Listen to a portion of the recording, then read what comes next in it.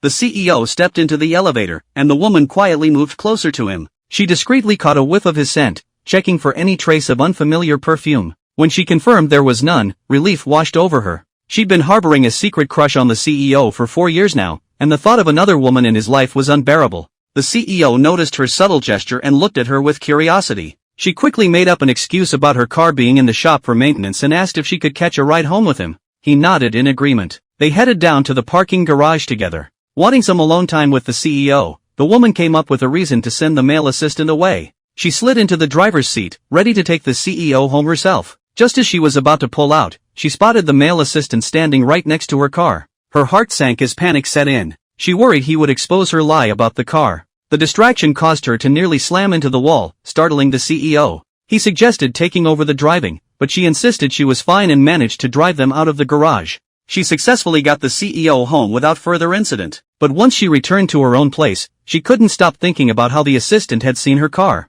She dreaded the possibility that he might tell the CEO about it the next day. The following morning, she made a point of buying breakfast for the assistant. She pulled him aside and begged him not to mention what he'd seen the day before. The assistant looked completely baffled, explaining that he had no idea what her car even looked like. While they were talking, the CEO walked over. She quickly clarified that she was just dropping off breakfast for the assistant. However, the CEO felt uneasy about the interaction, suspecting there might be something going on between the two of them. Back in the office, the CEO noticed the assistant had left a comment on the woman's social media account. This only heightened his concern about their relationship. The next evening, the CEO brought up the topic in the elevator, asking about the nature of the assistant's relationship with the woman. The assistant immediately set the record straight, explaining they were simply co-workers. Only then did the CEO feel at ease. At that moment, the woman stepped into the elevator. She mentioned that her car was still in the shop and asked if she could get another ride. The CEO looked skeptical, clearly wondering why the maintenance was taking so long. She felt guilty and couldn't bring herself to respond,